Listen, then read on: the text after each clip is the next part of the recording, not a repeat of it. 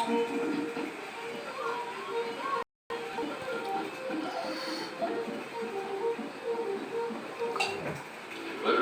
ઘોડા પર સવાર થઈ ચૂક્યા છે, પરંતુ જરા ઘોડા પર સવાર વરરાજા પર એક નજર કરી લો.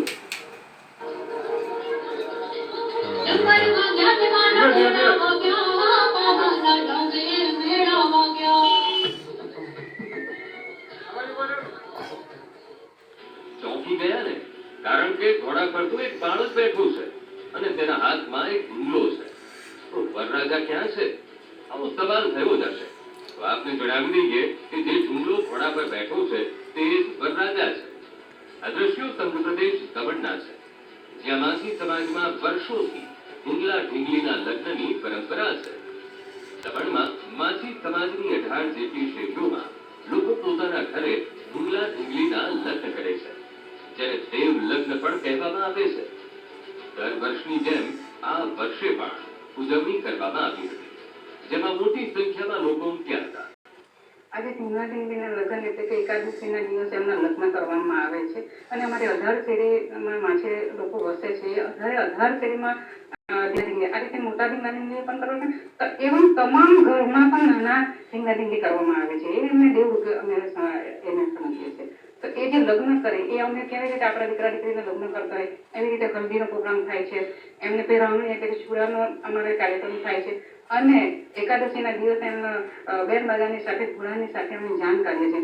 બધા એક મહારાજ પણ આવે છે અને આપણે જેવી રીતે લગ્ન લેવામાં આવે છે એ રીતે એમના લગ્ન લેવાય છે. અને આપણે કહીએ ને કે આપણે ઉમરા પૂજન એ પણ કરવામાં આવે છે. જેના ઘરમાં મૂર્ખ હોય, એક જણના ઘરે છોકરો હોય છે અને એક જણના ઘરે ઢીંગલી હોય છે, તો એમના ઘરે જ્યારે લગ્ન થાય છે એ આપણે પગે લગાવવા માટે એના ઉમરા પૂજન પણ કરાવીએ છીએ. એવું કહેવાય છે કે હાલના સમયમાં માછીમારોનું વેકેશન ચાલી રહ્યું છે. અષાઢ મહિનાની એકાદશીના દિવસે ઢીંગલા ઢીંગલીના લગ્ન કર્યા પછી માછી સમાજમાં લગ્નની શરૂઆત થતી હોય છે.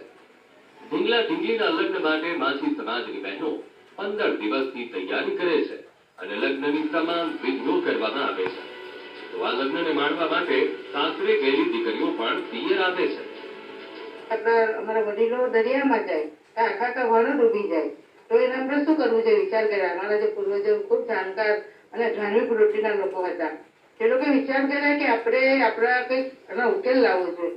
તો છેલ્લે અમારા લોકોએ નક્કી કર્યું કે આપણા દીકરા દીકરા જેમ લગ્ન કરીએ તેમ આપણે સમુદ્રને પણ એક ઢીંગલા ઢીંગલી બનાવીએ. ઘરે ઘરેથી કપડાં ઉમરાવે અને ત્યાં ઢીંગલા ઢીંગલી બનાવે અને તે સમુદ્રને પછી તે ઢીંગલા ઢીંગલીને બનાવીને એને જેમ દીકરાને પનાવે દીકરીને પનાવે તેમ તેના લગ્ન કરી અને પછી અમે સમુદ્રને ભેટ આપવાનું નક્કી કર્યું.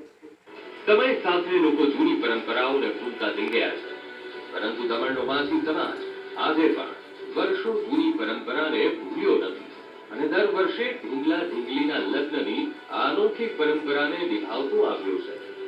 માનવ ઠાકોર,